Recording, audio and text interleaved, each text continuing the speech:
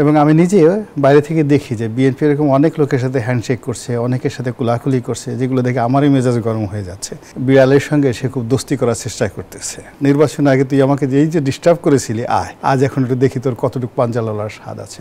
বিশেষ করে বিএনপি বড় দল হিসেবে তারা শতভাগ নিশ্চিত যে নির্বাচন হলে, যে কোনোভাবে নির্বাচন হলে তারা একটা ভালো বিজয় লাভ করবে। তো এই ভালো বিজয় লাভ করার জন্য বিজয়ী দল হিসেবে একটা রাজনৈতিক দলের যতটা ধৈর্য ধারণ করা সম্ভব, যতটা বিনয়ী হওয়া দরকার, যতটা যাকে বলা হয় একটা নেগোশিয়েবল পজিশনে থাকা দরকার, সেটা কিন্তু বিএনপি দেখাচ্ছে। এবং আমি নিজে বাইরে থেকে দেখি যে বিএনপি এরকম অনেক লোকের সাথে হ্যান্ডশেক করছে, অনেকের সাথে কুলাকুলি করছে, যেগুলো দেখে আমারই মেজাজ গরম হয়ে যাচ্ছে।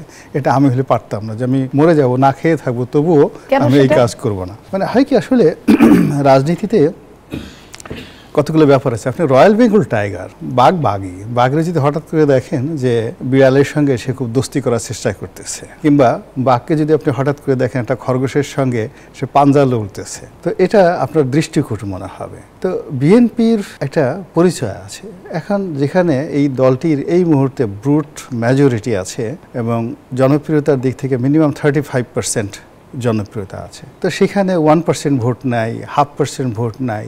একজনের আমি লোকের নাম জানি তো দলের নাম জানি না, দলের নাম জানি তো লোকের নাম জানি না। তো তারা যখন বিএনপির বড় বড় নেতাকে খুব হুমকি দেয়, ধামকি দেয়, আবার সেই বড় বড় নেতারা যখন তাদের সঙ্গে কুলাকুলি করে, এটা আমরা যারা সাধারণ দর্শক আছি বাইরে থেকে দেখতে আমাদের খুব দৃষ্টিকটু মনে হয়, অনেকটা কার্টুন মনে হয়। তো এটা রাজনীতির যে একটা নর্মাল ফেনোমেনা আছে, নর্মাল যে একটা গতি আছে, সেই গতিটা নষ্ট হয়ে যাচ্ছে। আপনার পদ্মার যে স্রোত, সেই বিশাল পদ্মার স্রোত থেকে আপনি যদি সংকুচিত করে শীতলক্ষা এনে দেন, বুড়িগঙ্গা এনে দেন, পুরো ঢাকা শহর তলিয়ে যাবে। তো এখন হলো কি, যে বিএনপি যে ধৈর্য ধারণ করছে, বিশ্বাস করেন বিএনপি যদি ক্ষমতায় এসে যায়, ক্ষমতায় আসার পরে যে এক সপ্তাহের মধ্যে যে ডলাডলি শুরু হয়ে যাবে, সেই ডলাডলিতে যে কতজনের এই যে অবস্থাটা হবে, সেটা ভাই ভদ্রলোক মানুষ আমরা বাইরে থেকে বলতে পারি যে তুই আমাকে জ্বালাচ্ছিলি কেন, নির্বাচন আগে তুই আমাকে যেই যে ডিস্টার্ব করেছিলি, আজ এখন একটু দেখি তোর কতটুকু পাঞ্জালার স্বাদ আছে। এইগুলো